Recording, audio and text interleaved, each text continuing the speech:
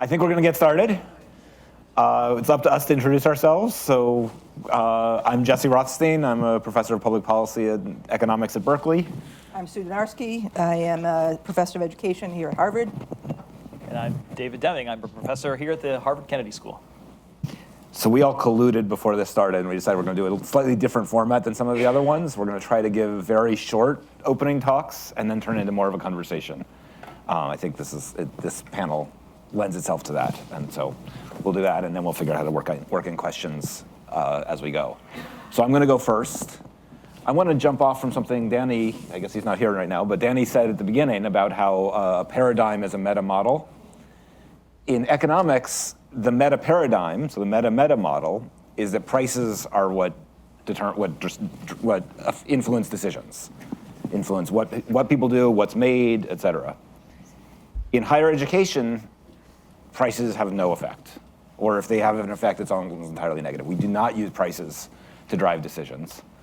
On the supply side, you might think that prices would influence new institutions to enter and to produce more higher education.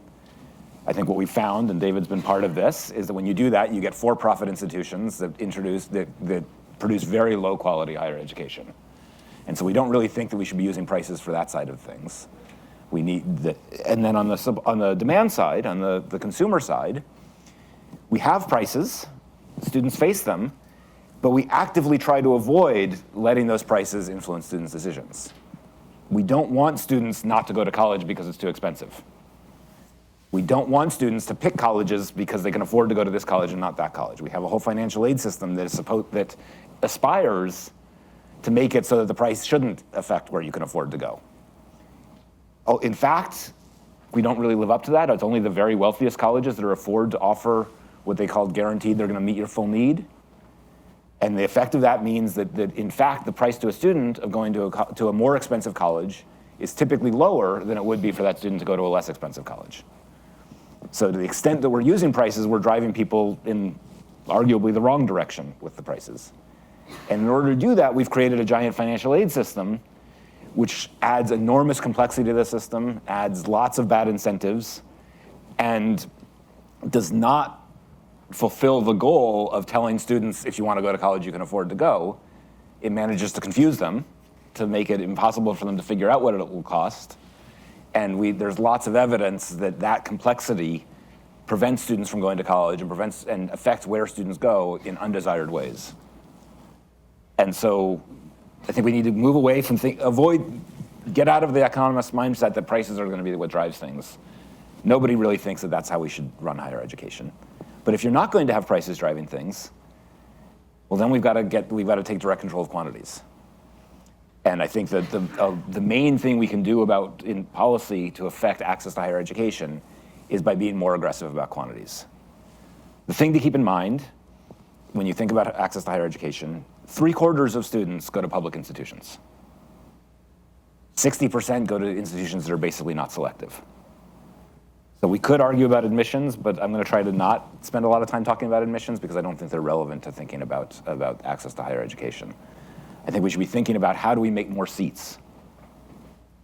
And the answer is we make more public seats. We have to just pony up the money and produce more institutions. Now, I live in California. California is notable as being one of the few places in the world that has successfully created new institutions in the last half century. In the last 50 years, California has doubled in population. It has one new University of California campus, and I believe 3 new Cal State campuses. So a very small fractional increase in the number of campuses. We've done a little better by crowding more students into the existing campuses. But in general, we have not come anywhere close to keeping up with the number of seats that we would need to keep up with growing population and to keep up with the fact that we think more students should be going to college now than we thought should be going 50 years ago. So if we want to increase access to higher education, we need to build more public seats. And we need to stop with the pretense that we're going to have this whole complicated financial aid system to get money out of a few people to pay for it, that mostly just where the people who are really worried about access, we don't want them to pay for it anyway.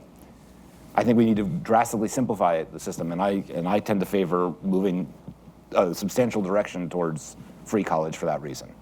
I think there are lots of reasons you could argue with free college that may create bad incentives.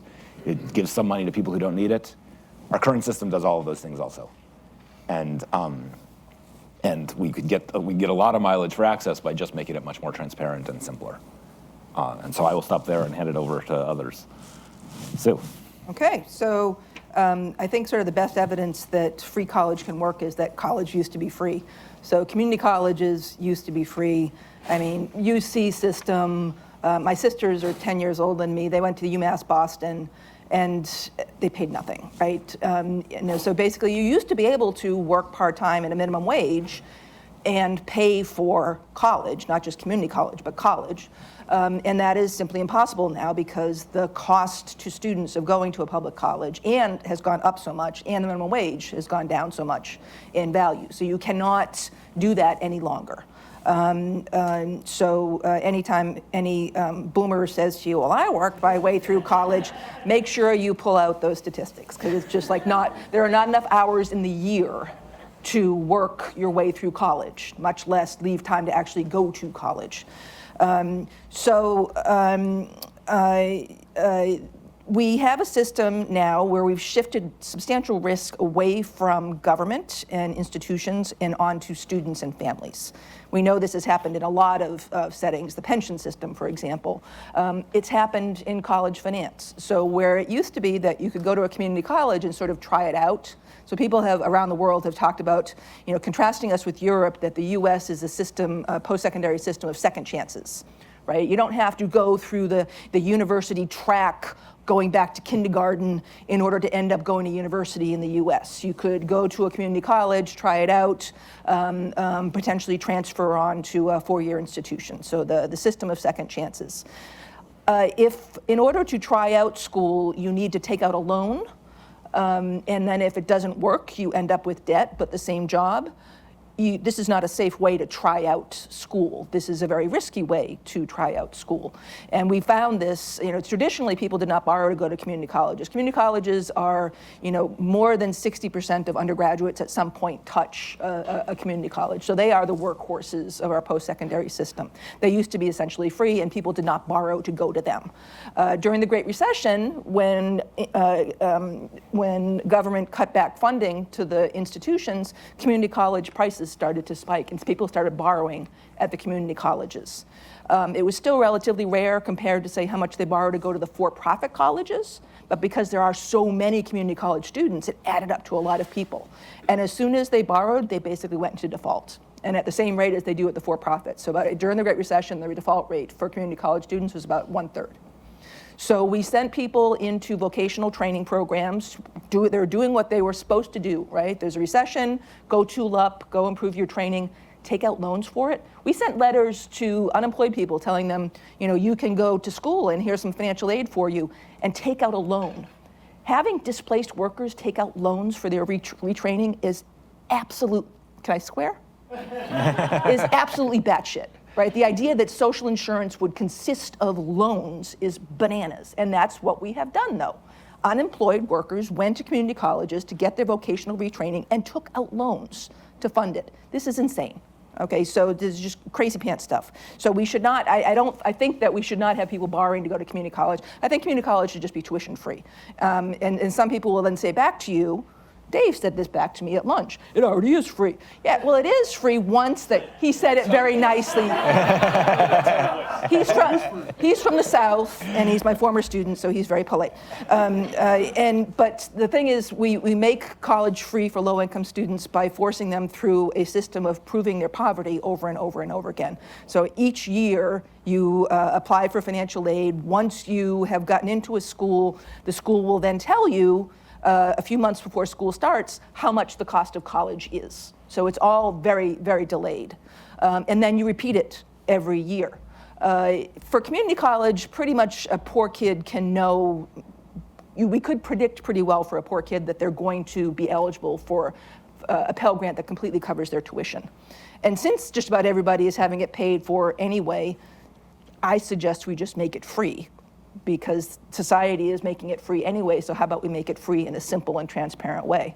Now, maybe that would mean some rich people would then go to community colleges, which I think would be fantastic, right? To have more people have more skin in the game about the success of these colleges. For four-year colleges, whether or not you get enough money to cover college if you're low income is much more of a crapshoot, because it depends on how generous the institution is, how generous your state is, what's happening with financial aid. There's a ton of uncertainty in it.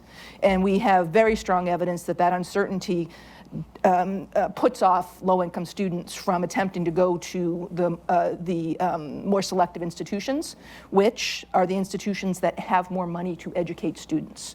So everything that we know about K-12 funding, where the feds do compensatory funding for low-income kids, for kids who have disabilities, who are English learners. So basically more money per student is spent for the students who need it most in K-12. It's flipped by a magnitude in the post-secondary world. So the students who have the most learning needs get maybe $4,000 a year spent on them, and the Harvards get $100,000 spent on them. And University of Michigan's somewhere in the middle, but basically those who have the greatest learning needs get the least money. So we need more seats, not just quantity, but also quality, right? So we in the US, and this has happened across the world actually, where we've expanded our post-secondary access, have tended to do it trying to use proprietary schools. So the for-profit institution. It's happened in Brazil, it's happened across Latin America, in the US. Rather than build more public things, because we don't want a bigger state, let's instead provide vouchers to students, and then the private sector will step in. This has been a disaster everywhere it's happened, right? And so the proprietary schools have ended up being where the poor kids go.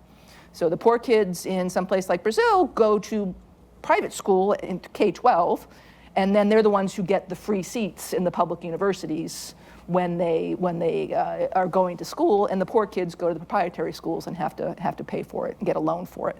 So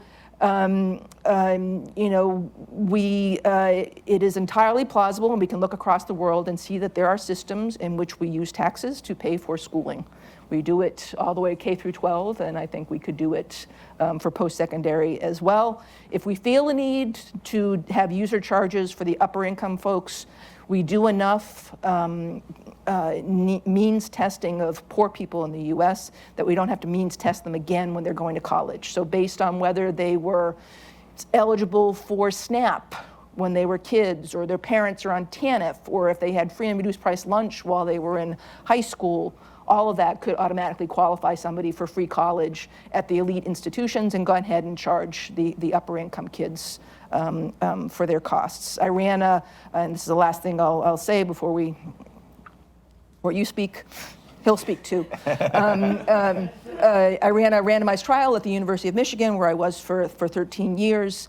And basically what we did was we offered to kids what they were going to get in expectation once they went through the financial aid process. So we were offering kids who were FERPL, free and reduced price lunch kids, low income kids, you can think like $30,000 or less, offered to them free tuition and fees at the University of Michigan, which they were all in expectation going to be eligible for anyway. It had enormous impacts. We made this offer before the application took place. And because the certainty of knowing this up front changes their behavior in terms of applications, changes their behavior in terms of enrollments. So this is what I propose we should be doing with our federal aid writ large, is shifting the uncertainty and the risk away from students and back onto institutions and government. And I can say the same things about student loans, but I said I would stop. Hi, everybody. Great to be here with you today. So I think on this panel, we are in relative agreement on something, which is that we need to find a way to expand access to higher education in the US, but I think also the logic applies in many other certainly developed countries and possibly developing countries as well, with the goal of increasing economic opportunity and reducing inequality at the kind of, among, as what David Otter would say, the other 99%. So not really the very top end, not really wealth, but just thinking about wage inequality. And so I want to rather than just say I agree, I want to kind of take on 4 aspects of this and just give some comments that will hopefully tee up a discussion. So one is, like, would this actually accomplish that goal? So what's the evidence that increasing access to higher education would actually make a dent in income inequality? I think the second one is it even possible? Would it work? I think the third one is, what are some kind of practical consequences? Like, how would it change the current system? And I just want to go through those things and just offer a couple of comments on each of them. Okay, so the first one is, would this make a dent in inequality? And I think, before I became the academic dean here, I used to teach a big survey class in economic inequality, and one of the things I would tell the students is, the challenge of studying a topic like this is that there's a lot of competing explanations, but there's only one fact pattern. And so it's never going to be the case that there's one silver bullet that explains, why income inequality has risen in developed countries over the last half century. However, some pieces of evidence are more consistent than others.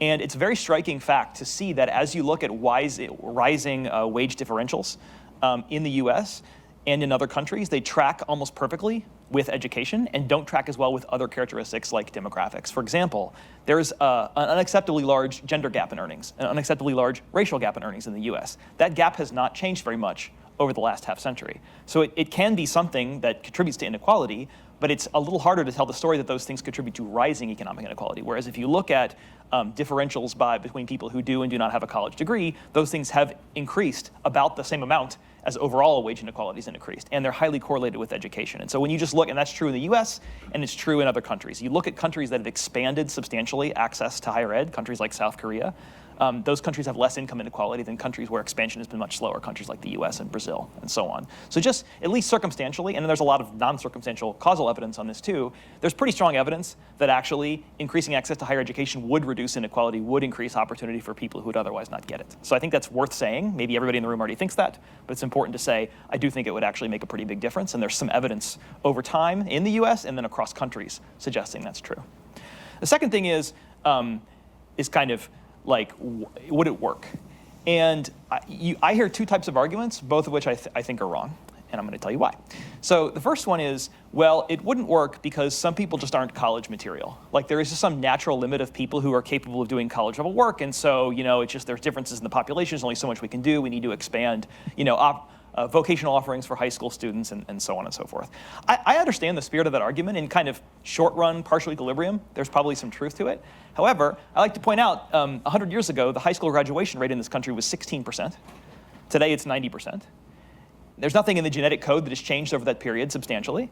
And I guarantee you at that time, there were people saying, well, only 1 in 6 people graduate from high school. Some people just aren't high school material. So I think you just see in the history of this country and in educational expansions all across the world, the share of people achieving some tertiary education has gone from like 2.5% to 15% in the world over a generation. It's not like there's some law of nature suggesting that everybody is capable of doing 12 years of education but no more.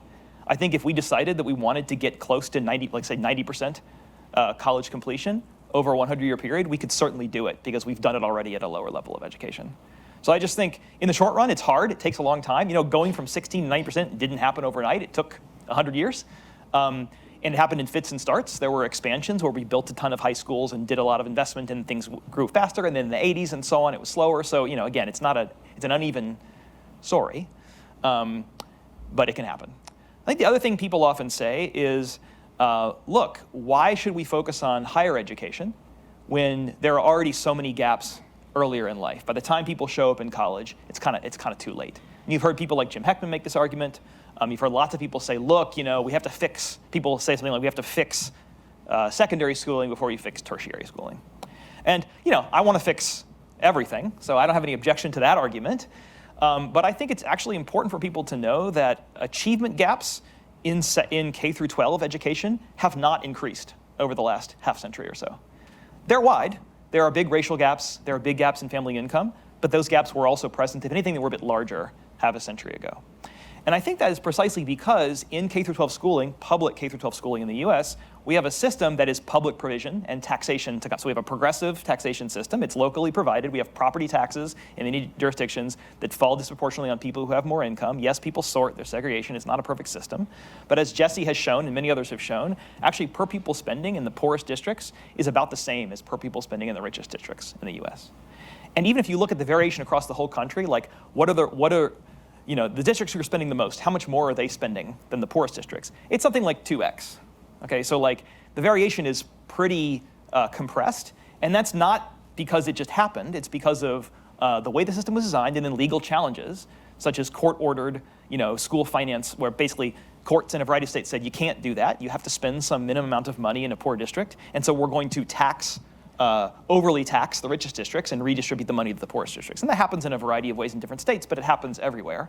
And so as a result, poor kids go to schools that are about as well-resourced as rich kids in the US. The comparison to college could not be any more striking. I mean, if you look at how much Harvard spends, it's upwards of $100,000 per student per year. You want me to show? Okay. I think that graph was worth showing. Okay, so this is a. We told him he couldn't have slides. Yeah, I made slides and then they bullied me out of it. So that's okay though. I'm still on track. So this is a figure from the Delta Cost Project. This is using the Integrated Post-Secondary Education Data System, which is a data source collected by the U.S. Department of Education. If you distribute Pell Grants and Stafford loans, you're required to submit to the survey. So the coverage is pretty complete. So what you see is public institutions are spending, if you're looking at community colleges, let's say, they're spending around $10,000 to $15,000 per student per year. Private research institutions are spending something like $70,000. Right? So you're talking about a 7x difference between the schools, the richest schools and the poorest schools, and those also happen to be the schools that mostly serve rich kids, whereas the community colleges mostly serve poor kids. So what you've got is you've got a system where people are going to colleges that are better resourced, and those people are coming in with higher incomes.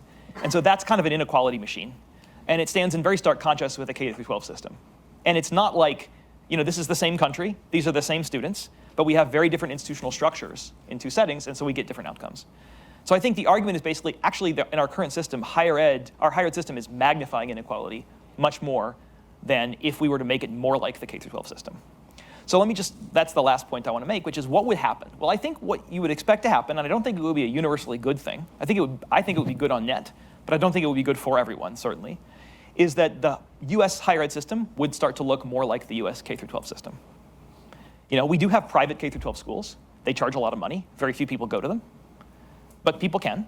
And I think you would still see that. So I think if we had something like free college in the US, some kind of federal policy or state matching grants, whatever you want to call it, we'd still have private universities like Harvard.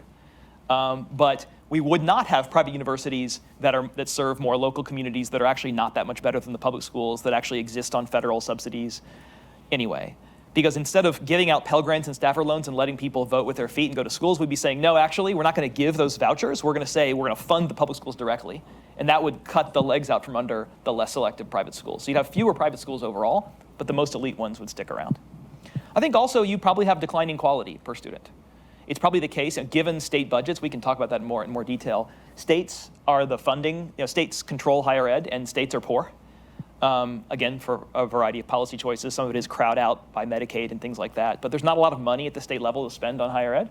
And so what that means is if we said we're going to make it free, one of the ways we make it free is we'd reduce quality. We'd increase class size. We'd have fewer resources for guidance counselors and student supports. That's just the reality of how this would happen. And so we'd have lower quality education, but for more people.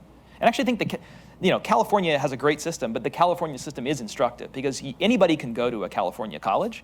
But whether you can actually get into the courses you need on time, whether you get any kind of service, is very much up in the air. And so I think you would see a lot of that happen nationwide. And you do see that in K-12. Not all the schools are what we would want them to be, but everyone gets to go, and everyone gets to go for free. So I think as a society, we have to ask ourselves, do we want higher ed to look more like the K-12 model? And if we do, we should fund free college. So I'll just stop there, and we can have a conversation. I think the idea is that you guys would ask us questions, and that's how we'd have a conversation. You got to go to the mic. You got to get up and go to the mic. While people are going to the mic, let me respond a little bit to one thing David said. I think it's right that if you move to a fully public system where we weren't charging tuition, you would reduce quality. You'd probably reduce it more at the places like the Berkeleys.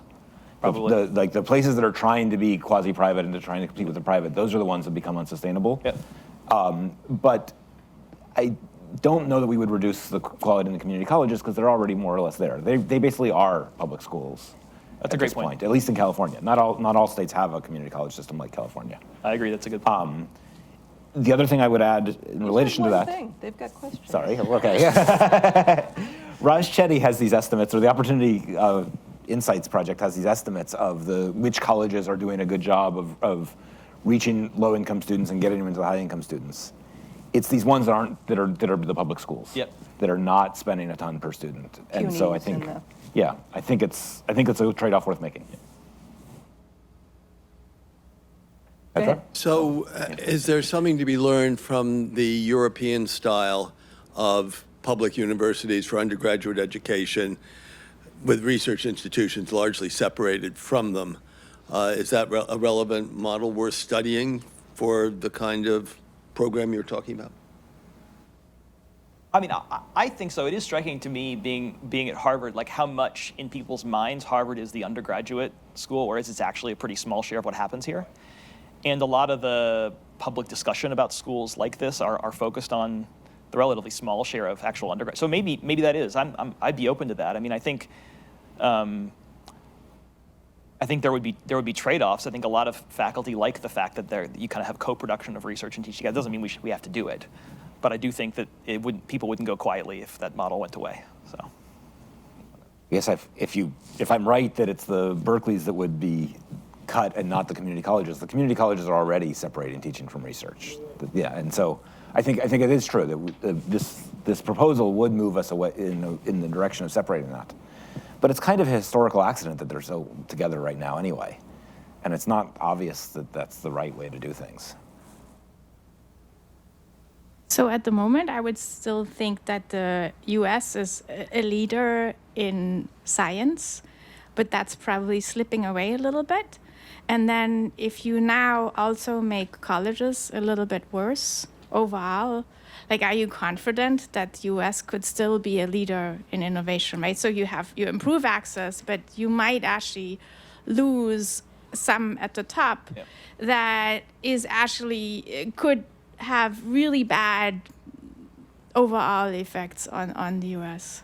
We do have lots of billionaires who like to give money to institutions to keep them elite and doing research. So that wouldn't have to go away, right? So we wouldn't have to stop people from giving money to Harvard or to Berkeley. And then the other end of the pipeline is that maybe by giving more people access to college, we actually get more scientists and we have a more productive society. So I think it's an empirical question myself. yeah. Well, sorry. Go ahead, Justin. No, you. I mean, I think that it is important to think about graduate education separately. Nothing I'm saying personally I would apply to graduate education, at least maybe another 100 years. If we get to the frontier on undergraduate education, maybe my ancestors would be sitting here saying that. But my descendants would be saying that. But I do think it's possible to kind of, I mean, I think some version of this is more explicitly separating those things. I mean, most of the schools, as Jesse mentioned, 3/4 of people attend public schools. Probably even more than 3/4 of people attend schools where they don't do graduate education. So it would be possible to kind of make higher ed undergraduate education more accessible without doing much of anything to touch research if one were intentional about it, I think. And I guess the last thing I'd add, at the small fraction of institutions that do research, it's not that the undergraduates are subsidizing the science. Typically, the science is subsidizing the undergraduates. And so if you pull the undergraduates out, it doesn't make the science harder to do, it makes it easier. Anna. Hi, thank you so much.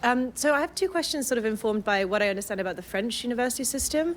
One is this recent research that I've seen that basically does the parental income rank slope with probability of college attainment. And they find that in France, it basically looks the same as in the US. And the French system, as I understand it, is free from many of the problems that we've been discussing today. So I wondered if you could offer any thoughts either on that comparison or more generally, how much action you think these changes would give us in terms of leveling that slope. And then the second question is, conditional on getting into college, there's also the feature of very, very high selectivity and sort of quality differentials, at least perceived so, amongst the US system, and that would also be true of the UK, where I'm from, in the way that's not the case in somewhere like France or Germany, where you basically go to a college and there are lots of good colleges. And so it strikes me, as what I understand, that within those top tier of good colleges, there's more opportunity to sort of get in, make up your prior deficiencies in education from your bad schooling or your lack of opportunities. So any thoughts on the role of selectivity within colleges as well? I'm going to talk about the first one first. So the pattern you just described is also true in Denmark. It's true in a lot of the world that basically the mapping between parental education and kids' education is just about as strong someplace like in the Scandinavian countries as it is here. But the consequences of it for somebody's well-being differ. So, if you experiment with college in Denmark or Sweden, I don't think you're going to end up in bankruptcy due to your student loans, right? So I guess about the risk again. I'll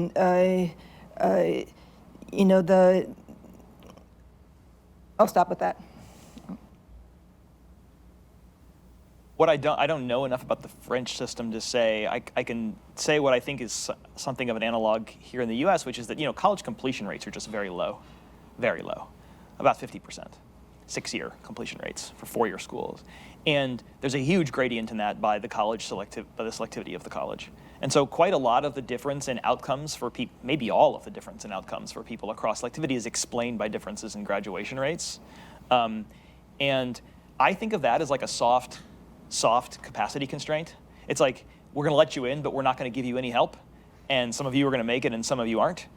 And if we could spend more money, I mean, at a place like Harvard, it's impossible. Students are not allowed to fail. And there's adults everywhere helping them not fail. And the students here are brilliant, but they're also students and they're young and they make mistakes. And I think, having gone to a state school myself, the contrast is like if one of my friends didn't go to class for 3 weeks, like nobody would even know or care.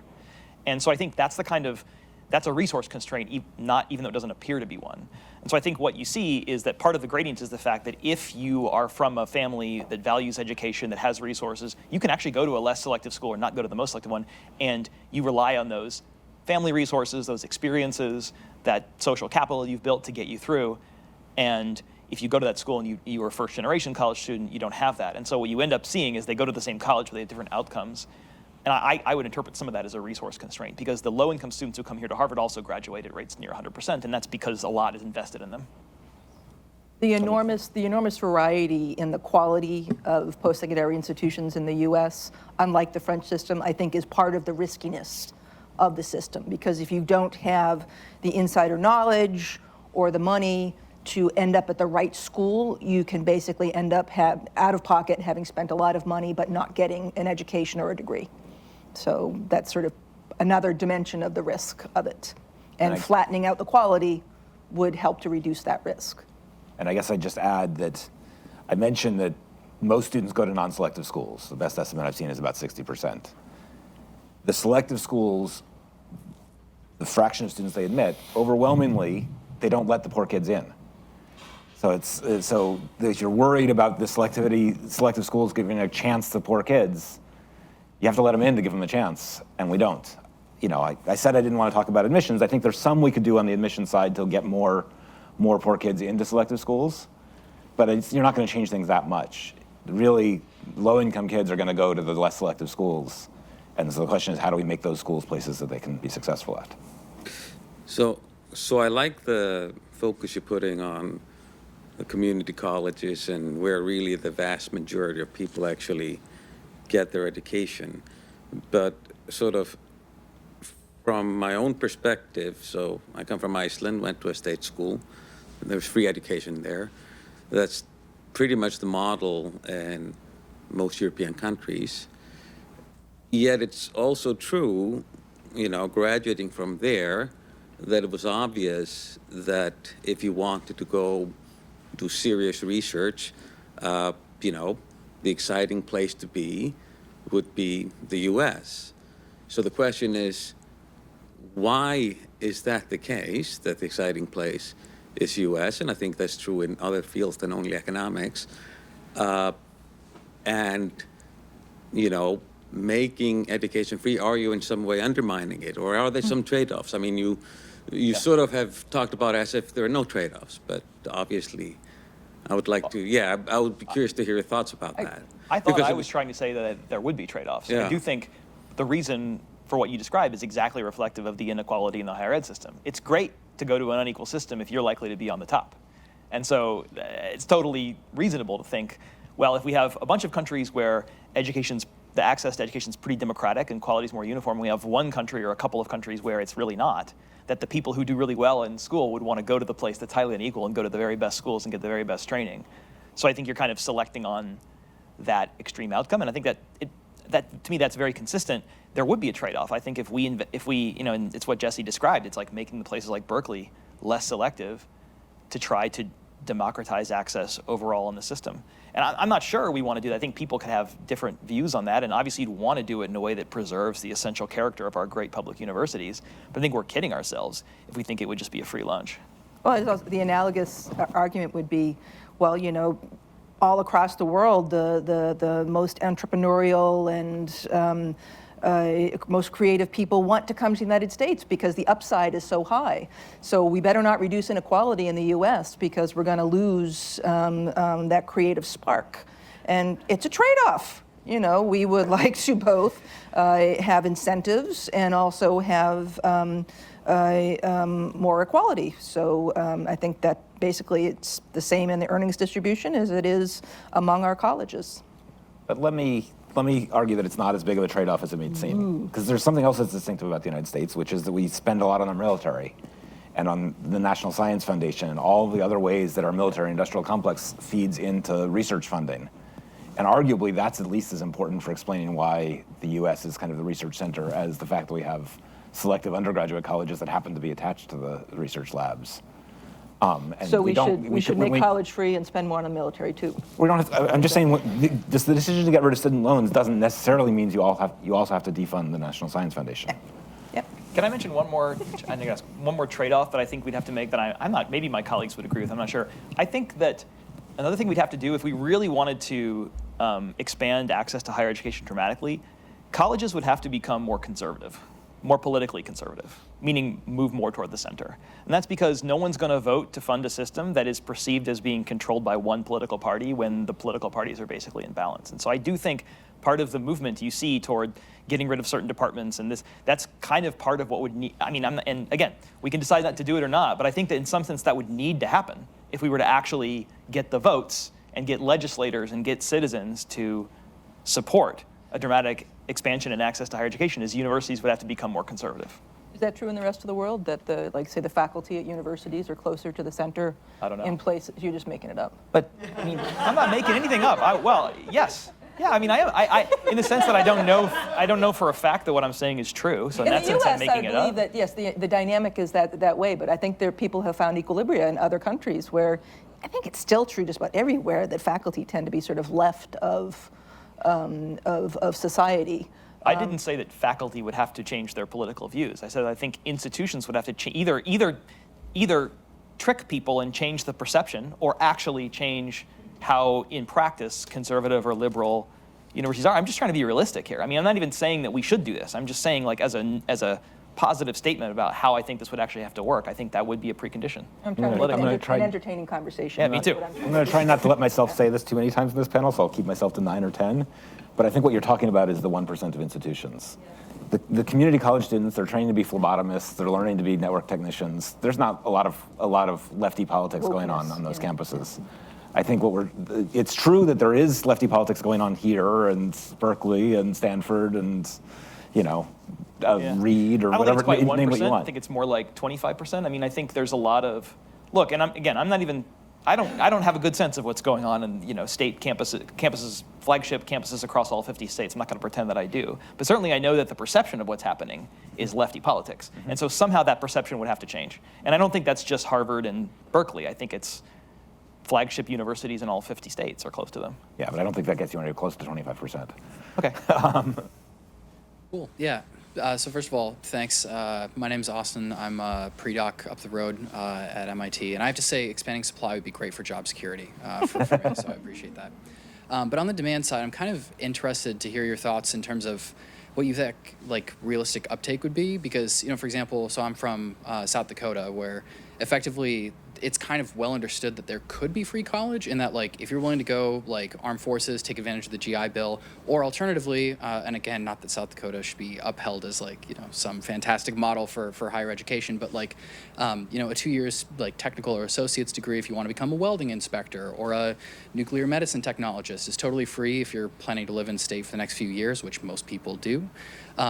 And like even that being said, like a lot of people still can't bother, and maybe this is like more of a political issue, I guess, but can hardly bother to get out of high school, let alone go on to take advantage of those opportunities. So I guess I'm curious, like, is there any role on the supply side in terms of you discuss the offering differential information in terms of the financial cost of higher education, especially at more selective or more prestigious institutions? But also, I guess on that same token, is there any role for things like, 2 years degrees? Like, are we, how do we think about this from the perspective of like moving it up toward that 90%? Because there's a lot of, difference between us and kind of that threshold. Well, the community colleges are the 2-year degrees. So when we're talking about the community colleges and making them free, those are 2-year degrees. So that is where, welding and phlebotomists and that kind of training is taking place, and across the world. So one interesting quirk about our system here is that we have a post-secondary funding system, right? Which is like, so the Pell Grant and the loans, all this stuff are the same whether you're going to a vocational training program or going to a Harvard to do a BA in liberal arts. The rest of the world has separate sort of funding streams and administrative agencies for vocational training versus baccalaureate training. And I think the fact that we've mushed them together is one reason why things don't work very well in the US. So like student loans, for example, work quite well for people getting a BA, even better for people getting a graduate degree. They're terrible for people in the sub-baccalaureate setting, but because we're doing it all as one system, one fits all, we have this set up. And I think we actually need to have some differentiation, not to create rigid tracking, but to think that, hey, you know what, community colleges should be free. People shouldn't take out loans to go to community colleges, and we think about it differently than we do if somebody is aiming to get a BA. So I think it's an interesting point. I mean, I think I would, my instinct is that the answer is yes. I think that if we wanted to expand access to higher ed, we would have to, like, maybe one reason people don't go is they can't bother or whatever. I think a lot of it is that people don't see the value in going to some of these schools or don't see the value in the degrees that are being offered. So fair or not. So I do think, community colleges at least, and probably some four-year schools as well, would have to become much more work-oriented. I don't necessarily mean that have to offer vocational degrees, but they need to become, like, to offer more consciously a value proposition to students who are on the margin of going to college or not. It's not just about coming to study liberal arts and sciences. You can also learn skills that are applied. You can get connected directly to jobs. I think, and I don't just say that because I think they should do that in some, like, I think if you ask people, if you survey potential college students, they say they want colleges to become more like this. And I think if you survey the public, like, taxpayers want that too. And so I think at some level, maybe this is an extension in some ways of the point I was making before. I think if you want a higher ed system that serves everyone, it has to be responsive to everyone too. And that means changing it in ways that match what the public and what the students say they want. We haven't sort of said it outright, but part of the reason I think we want to expand the public sector and make community colleges free is to cut the legs out from under the proprietary school sector. So proprietary schools, people get zero return on their credentials. And I mean, the evidence on this is extremely strong, like zero return on going to these institutions. They take up an enormous proportion of student loans and Pell Grants. They account for a very high proportion of the defaults. So whenever we're talking about what a mess the financial aid system is, blah, blah, blah, and that we need to have schools have skin in the game, blah, blah, it's all about the proprietary schools. It's a for-profit institution. So it's the for-profit institutions. And basically we have very strong evidence that whenever, community colleges expand, the proprietary school contract. They go for the same population. So when we starve our community colleges, people go to the proprietary schools. And so all the problems that we have with loan defaults at the proprietary schools, that people dropping out without a good, it's all a policy-made problem that could be undone by making the community colleges, making more seats in community colleges and making it free. You got to go to the. While he's going So on Petra there, can jump in here. I was like, I learn more quickly.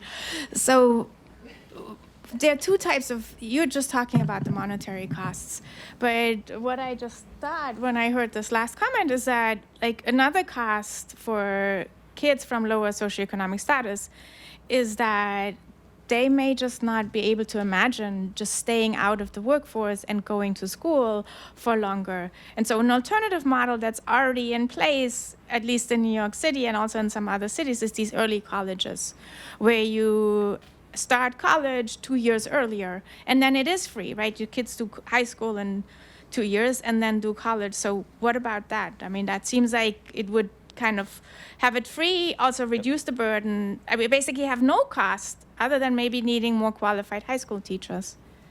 Yeah, so I mean, the evaluations I've seen of the early college programs, not just in New York, but elsewhere, are pretty promising. I wouldn't say it's no cost to the student. I mean, I think that's kind of one way to, I mean, maybe the way to get to universal college is to do this, which is like a stealth way of getting to it, which is say like, well, let's take you where you're a captive audience anyway and like give you college when you're really in high school. And maybe that's, Well, it's like we added kindergarten. Yeah. We added pre-K. Yeah. So And it would be more expensive.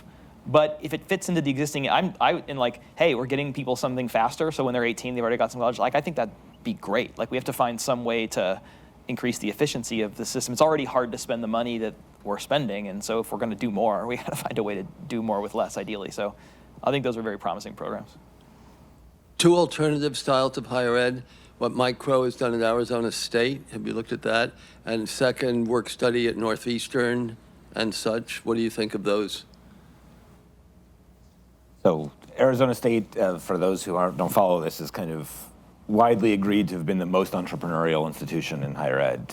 They've expanded in thousands of ways. They've added lots of online programs. They've added lots of things that make it easier to mix with work. I think this is great. Entrepreneurialism is great. I think we should do more of it, and we should be learning from it. I don't think any of that is controversial. I'm skeptical that we can really make online education work on a large scale, but if we can figure it out, that would be awesome. Yeah, I mean, I agree with Jesse. I think the more of this we can see, the better, because I don't think, if you'd imagine, like, suppose we were to totally tear down the higher education edifice and start from scratch, I don't know what we would all collectively agree on, but it probably wouldn't be what we have. Like, there's a lot of things we know we should change, but we don't because of the fixed costs. So if a disruptor like Michael Crow at ASU or other people come in and say, hey, we can do these things differently and we can learn from it and decide collectively, I think those things are great, and I wish more of them were happening. I also share the skepticism about online learning as a scalable solution. Mine is more of a technological point. I think the thing about online learning that scales really well is like, why would you want to see, Dave Deming give a lecture on Econ 101 when you could watch Raj Chetty or something? Like, you've got the best lecturer, that's great. You only need that person, you don't need anybody else. That scales fine, but that's not learning. That's just the delivery of content. Learning is the interaction between the deliverer and the recipient, and that does not scale up, because the way people really learn is I am with somebody, not necessarily a sage on the stage, so to speak, but like somebody who understands me and understands my learning needs, help me meet them, can personalize the way they teach to the way I learn. I don't think those things scale very well, and so I think a lot of online content mistakes the former for the whole enchilada, and so I think most of what I've seen of online ed is like it's either cheaper and worse, or they do it as well as in person, but it's just as expensive as in person. I don't see a lot of cost savings or scale in online learning so far. I'd love to be wrong about that, but I haven't seen it. There is, we sort of do see in high schools, for example, if you get rural high schools that don't have a calculus teacher, that if the top kid at the school, takes an AP calculus class online, it works out fine. It works out well. So, and this is what we see in post-secondary as well. So the sort of the high-performing kids can get, or adults can get access to courses that they otherwise would not have using online learning. It is a terrible model for remedial education, it's used in the high schools for kids who flunk out of one class. Well, let's just put them online in that class instead, which guess what?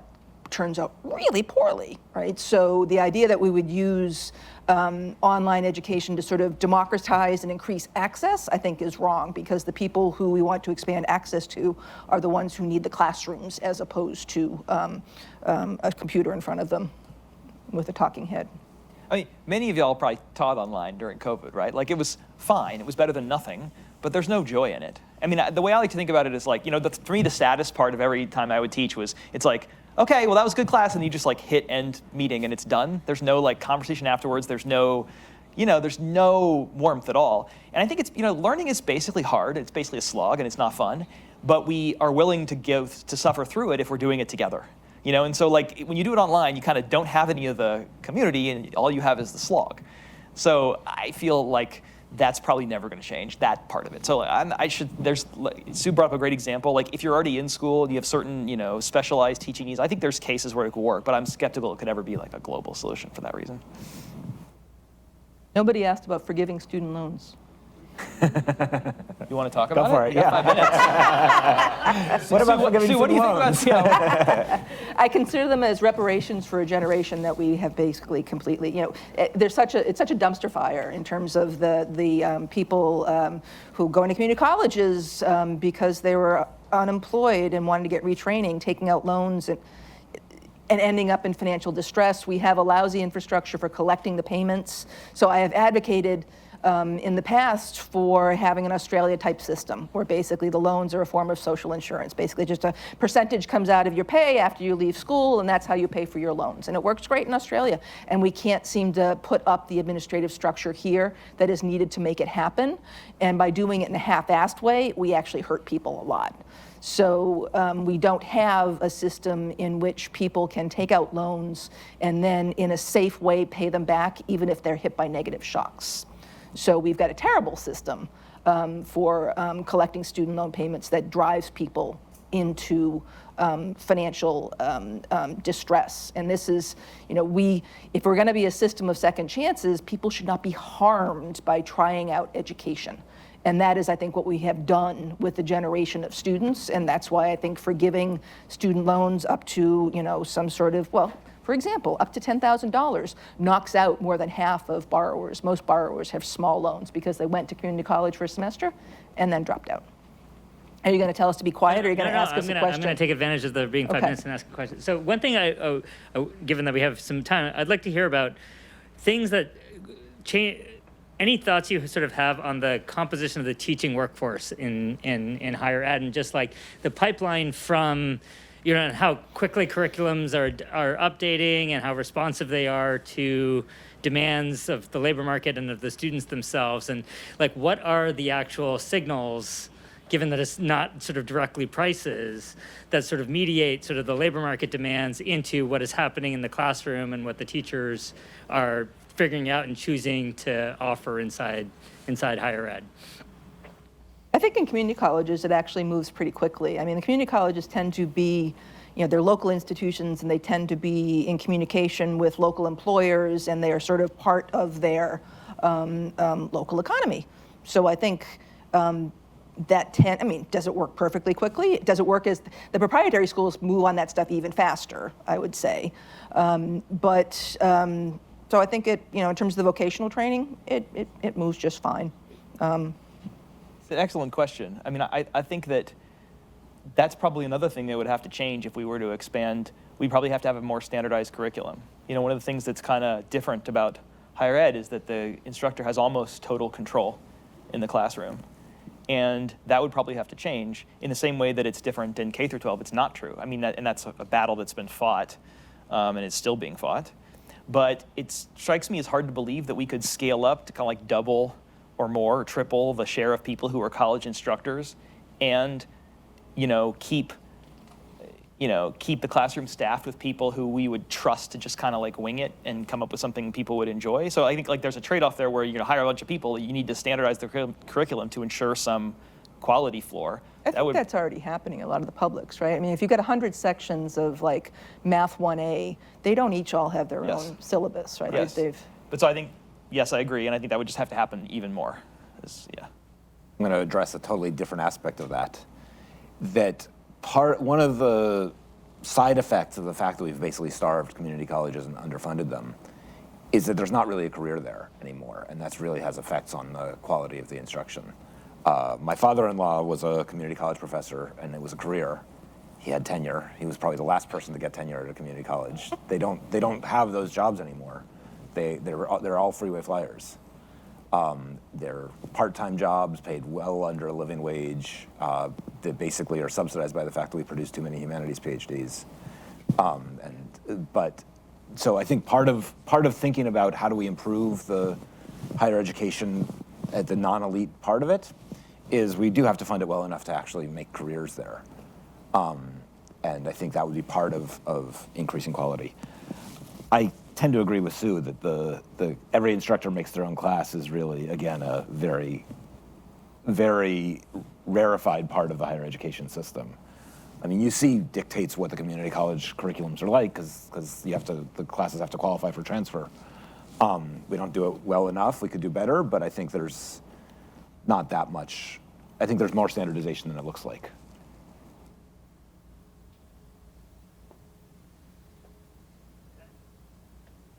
Thank you all. Thank you.